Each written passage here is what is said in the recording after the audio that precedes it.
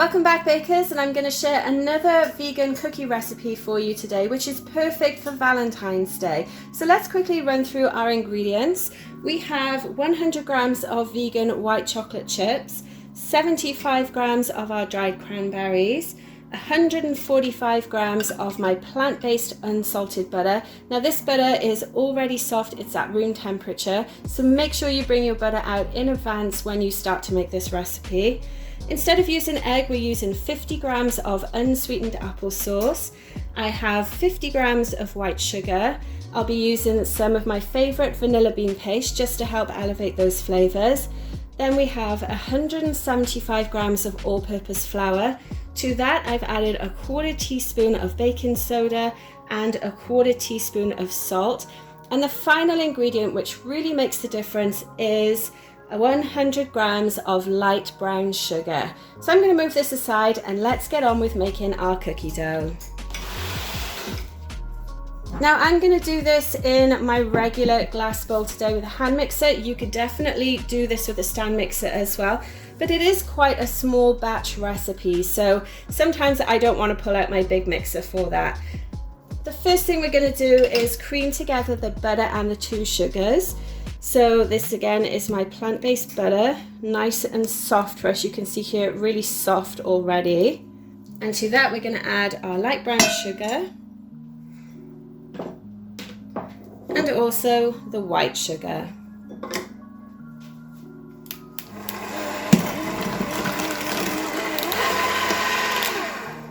And that's as far as you need to go in terms of creaming them together. You can see I sped it up at the end as well. That just helps to get the rest of the ingredients off of the mixer attachments. Now we're going to add our applesauce.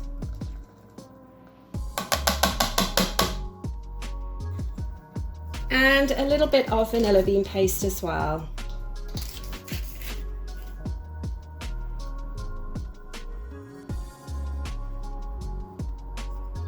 So that's probably about 1.5 teaspoons. You can measure it if you want to. And don't forget as well that all the ingredients will be in the description below in the link on my website as well. Now we're going to give these a quick mix in.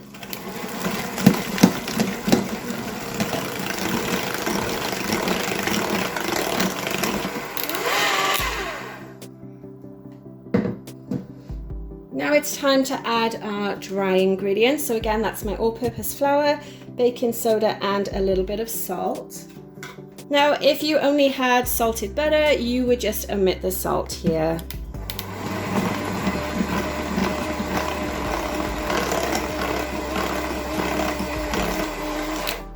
Now, whenever I'm adding fixings into a cookie, I tend to not fully incorporate the flour because we are still going to have to mix the ingredients again when we add those chocolate chips and cranberry. So you want to kind of just bring it to this stage where you can still see little bits of flour running throughout it.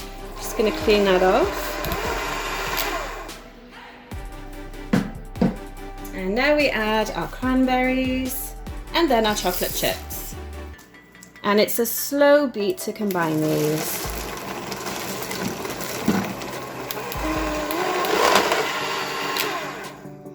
Now the tendency with these type of cookies is if you over mix it, you're actually going to spoil the texture of them. So we just want to leave it like that, where everything is pretty much combined. I'm going to give it a scrape down and then we're going to put them onto our baking trays.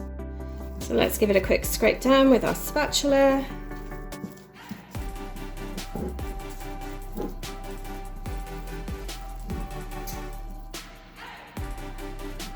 Perfect, that looks great, so we can pop it to one side.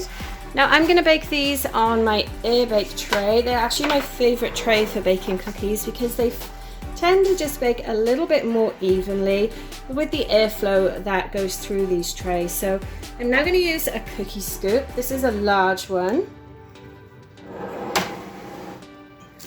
And then I'm just going to scoop some out.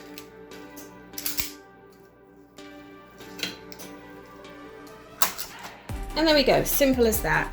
Now this is a no-chill recipe as well. I know that there are some white chocolate cranberry recipes out there where you need to chill the dough, but honestly guys, I don't have patience for that, nor do my kids. So we just like to bake the no chill recipes instead. Don't add too many on the tray either because they will spread a little bit. Obviously we've got that baking soda in there which will just relax them a little bit. Plus the brown sugar is going to do that as well. And this is why I'm leaving them in the ball shape. I don't want to tap it down at all because otherwise they have a tendency to kind of spread and actually combine next to each other as well. So we want to definitely avoid that. That's all I'm going to put on this tray, just 6 cookies. We'll probably get maybe another 6 or 8 from the rest of the mixture that's left. And I am going to bake the trays one at a time as well. So now we're going to pop these in the oven, which is preheated to 375 degrees Fahrenheit. And I'll show you what they look like once they're done. Okay, so our first batch is done. So you can see what I mean about how they actually just kind of collapse a little bit and spread, but they still look really, really good. And I love that you get this nice crispy outing on it as well. So now I'm gonna let these cool before we take them off and have a taste test as well.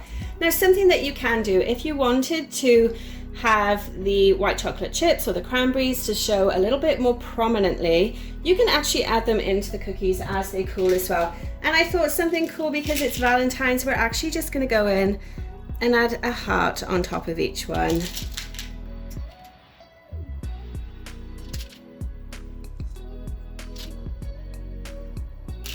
Now these cookies will firm up as they cool as well, so you do want to leave them on the drying rack until they have cooled down. I should say on the cooling rack actually, and then you can take them off the parchment and they should slide off at that point as well. So there we go, there's our first 6 white chocolate and cranberry vegan cookies.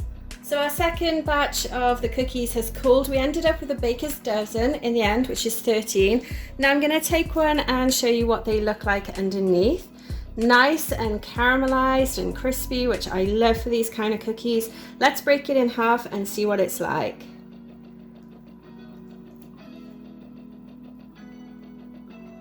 So really nice and soft. It's still a little bit warm as well, so it'd be perfect to eat right now as it is.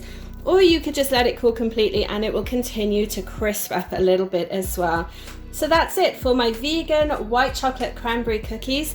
Let me know in the comments below if you're going to have a go at making these cookies. And don't forget to check the description as well for the link to the blog post on my website where you can get the full printable recipe for these. As always, thanks for watching and I'll see you on my next video.